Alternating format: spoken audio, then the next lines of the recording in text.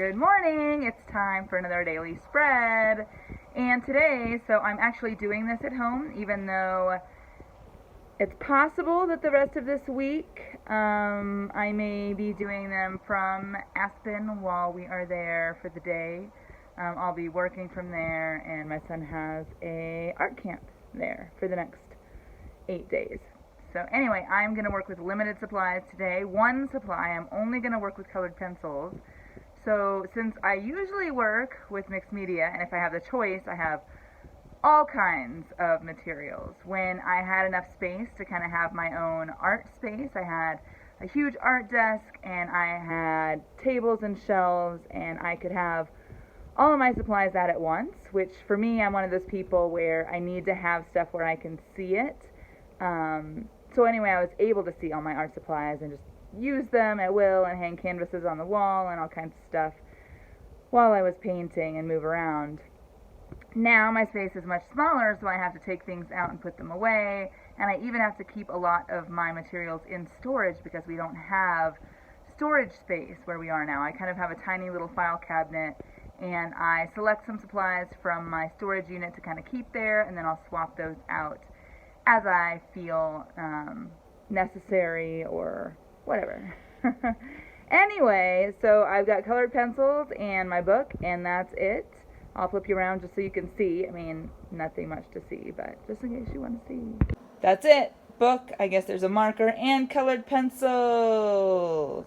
And here comes the review if you're ready. Day 1, Day 2, Day 3, Day 4, Day 5, Day 6, Day 7, Day 8, and today, which is Day 9.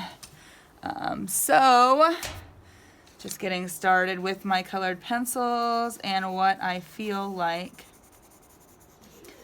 doing. Just making some marks. And I actually didn't bring my pencil sharpener out here either, so that's kind of a good thing in that it's going to make me be more spontaneous. Because I'm not thinking about, oh, I need to sharpen that one, and I need to sharpen this color, and I need to sharpen that color.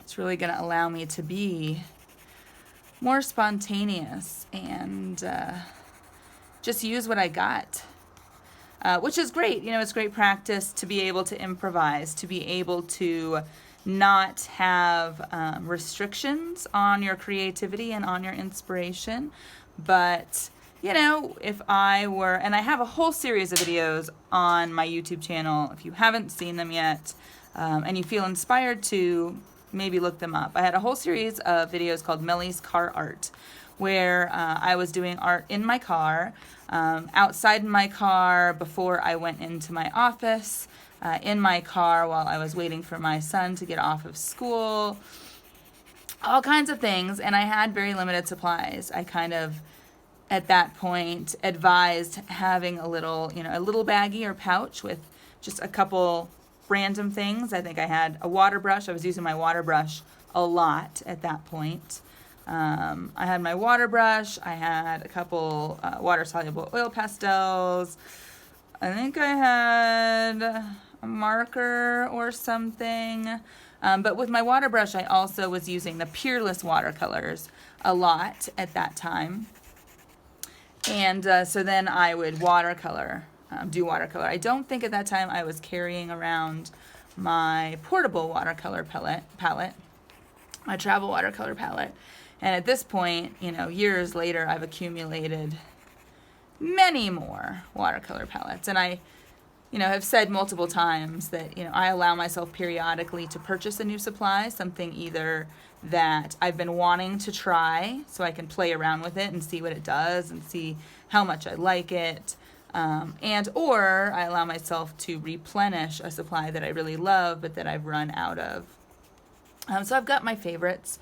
If I, you know, have a, I don't know, if somebody granted me all the money I needed to keep these supplies on hand and replenish them on a regular basis, I would have Mermaid Markers by Jane Davenport, her incredible inks.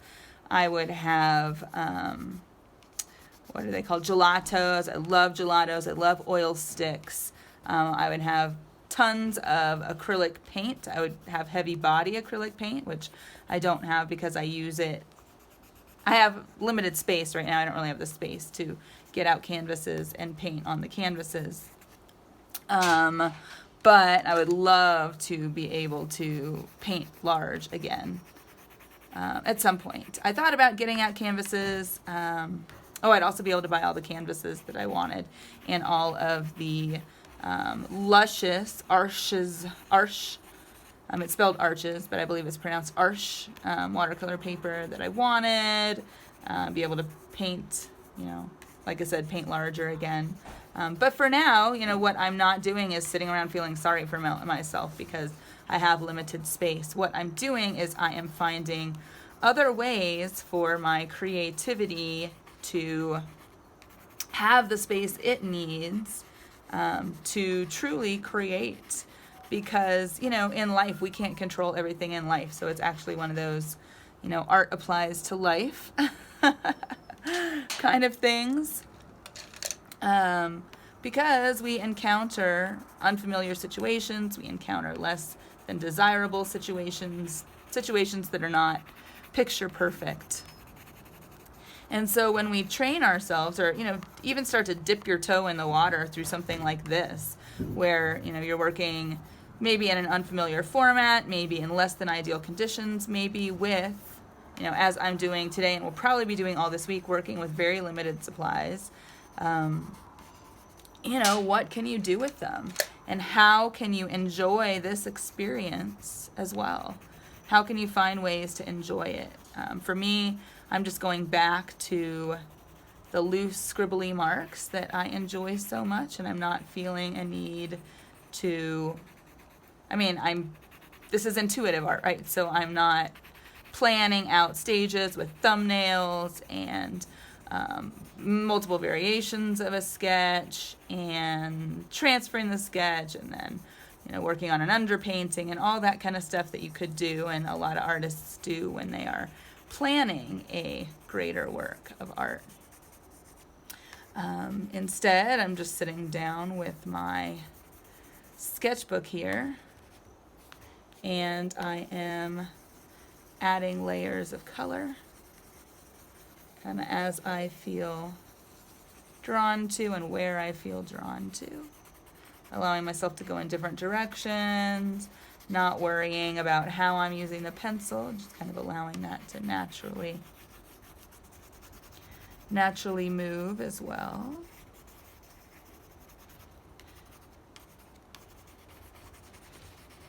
And then we've got skills, to be able to adapt to really, whatever life throws at us, and at least be able to find some enjoyment. If we don't have the perfect situation right now, or there's a circumstance or an event, instead of wallowing in it, creating art like this gives us a way to process it, not in a strictly art therapy way. Art therapy definitely has its benefits, but this isn't really any kind of clinical application. This is the easy way, I guess, just finding your natural joy, finding natural joy anywhere you can in the process, and then doing more of it so that you amplify it and you create that momentum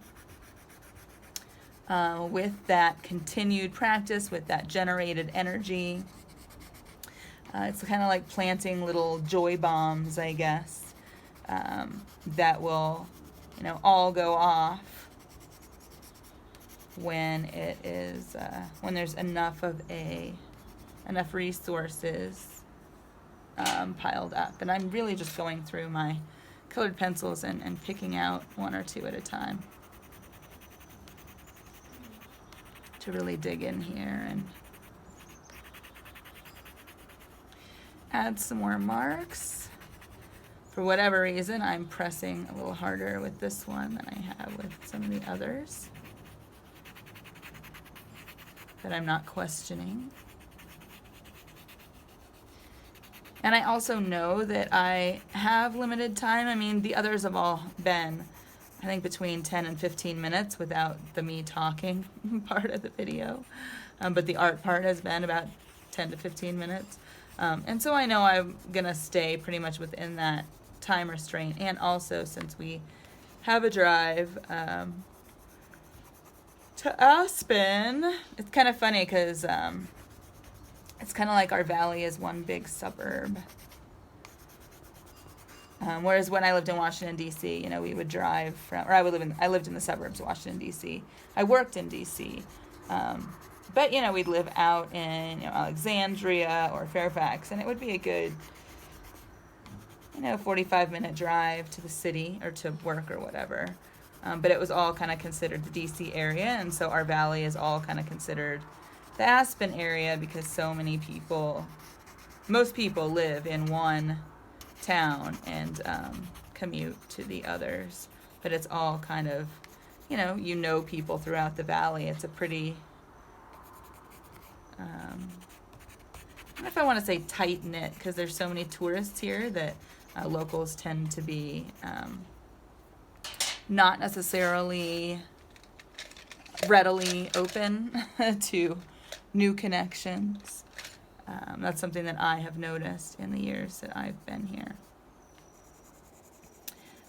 But it's kind of like, you know, one big happy family, especially with kids who do activities and sports in all the different schools.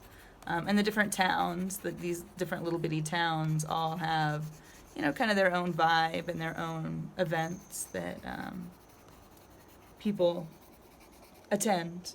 They plan to attend. So you can see I'm just adding layer after layer after layer after layer. And just really enjoying that.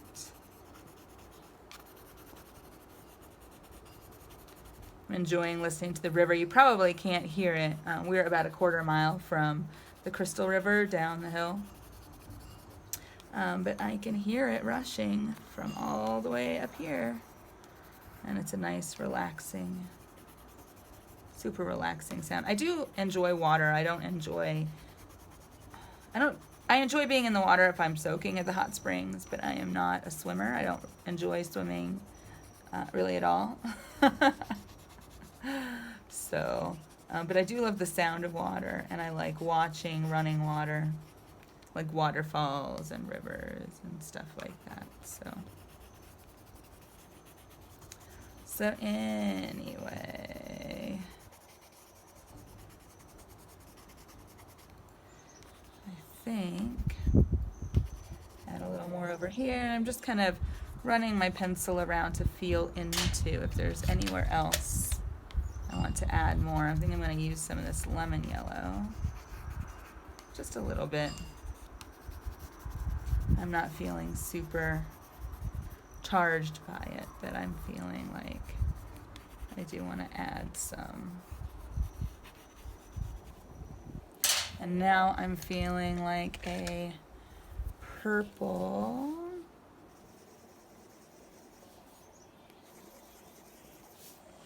And kind of adding in some little circles. I mean, as I've mentioned before, I do tend towards patterns. It's not any kind of forced thing. I've just noticed that is my happy place. They're really meditative for me. So I'm always kind of, I have a hard time leaving something alone. And I can, you know, there are times when I definitely overwork pieces.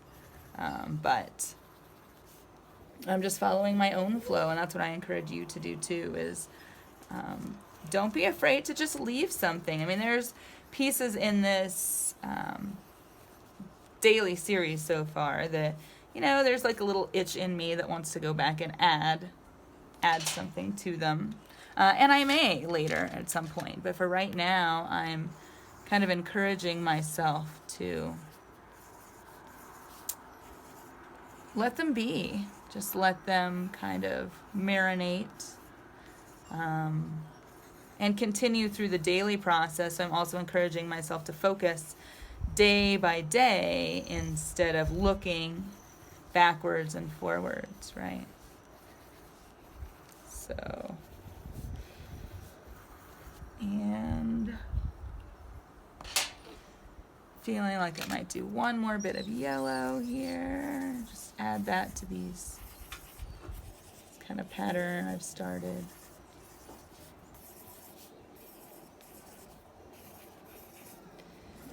And this has been really relaxing and really fun. And I hope that you, if you are following along or not, have gotten some kind of inspiration from this, some kind of, I don't know, something that is going to enrich your own experience, whether it's now or later. So there we go. And coming in for a close-up. I mean, I think you guys got a pretty good view, but just see all the variety of marks and textures.